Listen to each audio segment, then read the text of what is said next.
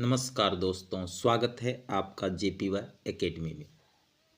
आज के क्लास में हम कक्षा 10 के हिंदी गोधुली भाग 2 का 7वां अध्याय परंपरा का मूल्यांकन, इसके अंतर्गत आज हम लेखक परिचय और पाठ का सारांश को विस्तार से समझेंगे। तो ध्यान से पूरी वीडियो देखिए। तो चलिए शुरू करते हैं। परंपरा का मूल्यांकन, जिसके लेखक हैं रामविलास शर्मा। तो लेखक का परिचय पहले जान लेते हैं। तो रामविलास शर्मा का जन्म 10 अक्टूबर 1912 ईस्वी को उत्तर प्रदेश के उन्नाव जिले के एक छोटे से गांव ऊंच गांव सनानी में हुआ। जन्म कब हुआ? 10 अक्टूबर 1912 ईस्वी को। कहाँ? उत्तर प्रदेश के उन्नाव जिले के एक छोटे से गांव ऊंच गांव असनानी में हुआ। ठीक है। उन्होंने 1932 ईस्वी में लखनऊ विश्वविद्यालय से BA तथा 1934 ईस्वी में अंग्रेजी साहित्य में MA किया। पुनः MA के बाद वे शोध कार्य में व्यस्त रहे। 1938 से 1943 तक उन्होंने लखनऊ विश्वविद्यालय के अंग्रेजी विभाग में अध्यापन किया। फिर 1943 के बाद वे आगरा के बलवंत राजपूत कॉलेज में अध्यापक बने और 1971 तक यहाँ कार्यरत रहे। पुरस्कार और सम्मान के अंतर्गत इन्हें साहित्य अकादमी पुरस्कार से सम्मानित किया गया। पुस्तक निराला साहित्य साधना पर,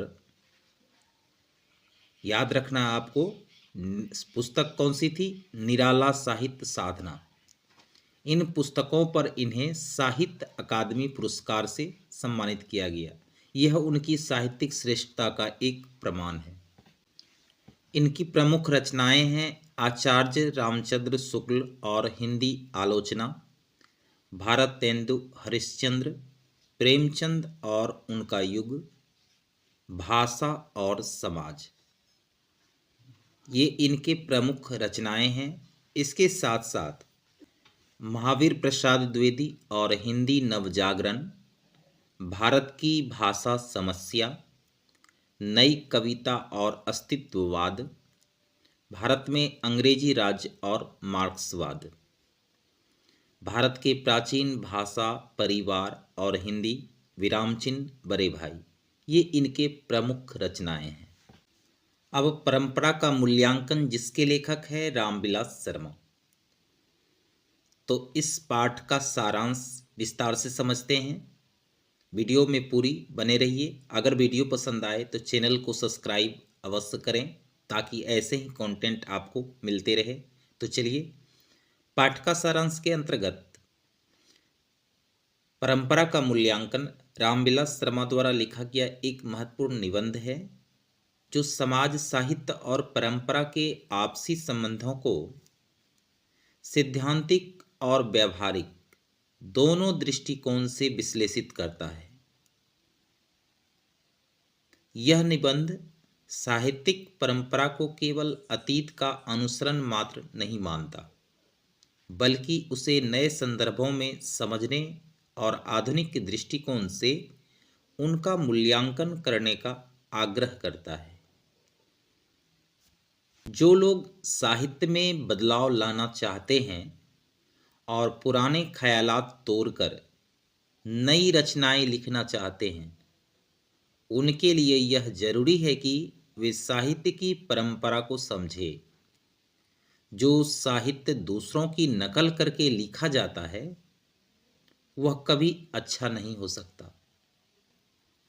महान लेखक हमेशा अपने तरीके से सोचते हैं और नई सोच और परंपराएं बनाते हैं। उदाहरण के लिए शेक्सपियर के नाटक कभी दोबारा नहीं लिखे गए।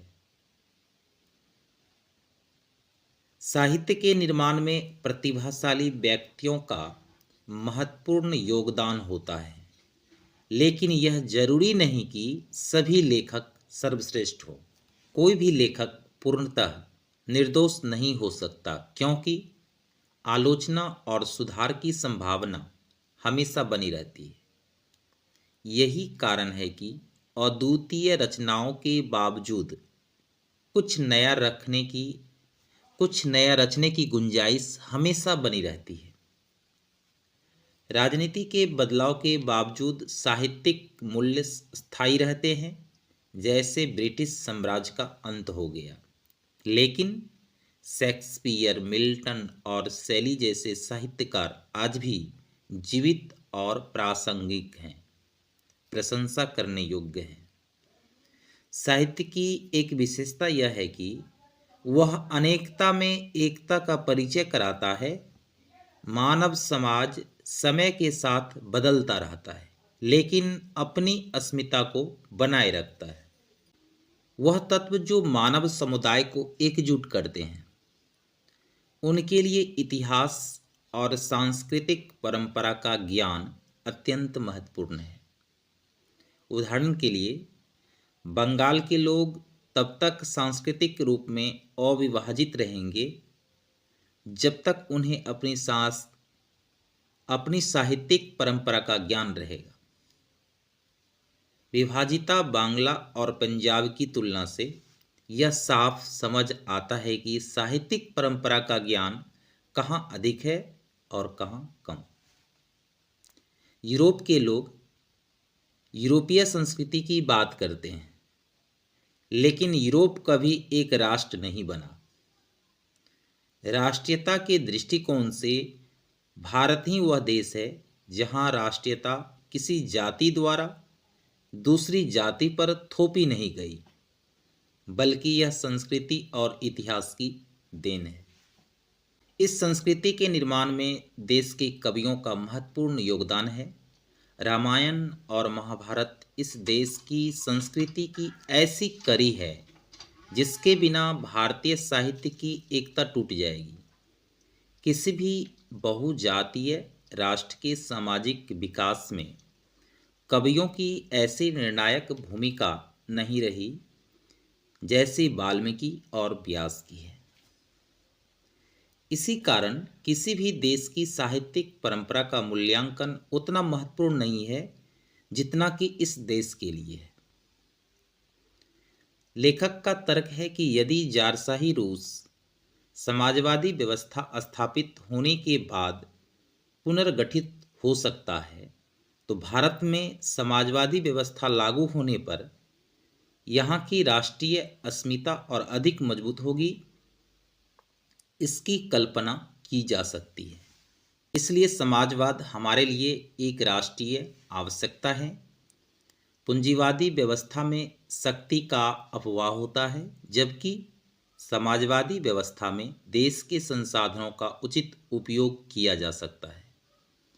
साहित्य की परंपरा का पूर्ण ज्ञान समाजवादी व्यवस्था में ही संभव है, क्योंकि समाजवादी संस्कृति प्राचीन संस्कृति से नाता नहीं तोड़ती, बल्कि उसे आत्मसात करके आगे बढ़ती है। जब देश की निरक्षर और निर्धनता जनता साक्षर होगी, तो वह केवल रामायण और महाभारत का अध्ययन नहीं करेगी, बल्कि उत्तर भारत के लोग दक्षिण भारत की कविताएं और दक्षिण भारत के लोग उत्तर भारत की कविताएं बड़े चाव से पढ़ेंगे। इस प्रकार दोनों क्षेत्रों में बड़े पैमाने पर सांस्कृतिक आदान प्रदान होगा। इसलिए साहित्य की परंपरा का पूर्ण ज्ञान समाजवादी व्यवस्था में ही संभव है, क्योंकि समाजवादी संस्कृति पुरानी संस्कृति को आत्मसात करके आगे बढ़ती है। हमारे देश की जनता जब साक्षर होगी, तो व्यास और वाल्मीकि की करोड़ों पाठक होंगे। तब मानव संस्कृति में भारतीय साहित्य का एक गौरवशाली और नवीन योगदान होगा। यहाँ की जनता निरक्षरता के कारण नवीन और प्राचीन साहित्य से अनभिज्ञ हैं। जब साक्षरता पूर्ण रूप से स्थापित होगी, तब यहाँ की जनता संपूर्ण भारतीय और यूरोपीय साहित्य का अध्ययन करेगी और साहित्य के गौरवशाली परंपरा का नवीन योगदान होगा। तो दोस्तों ये था लेखक परिचय और पाठ का सारांश। आशा है यह वीडियो आपके बोर्ड परीक्षा की तैयारी में मददगार साबित होगा। वीडियो पसंद आया हो तो कृपया इसे लाइक, सब्सक्राइब एंड शेयर जरूर करें। धन्यवाद।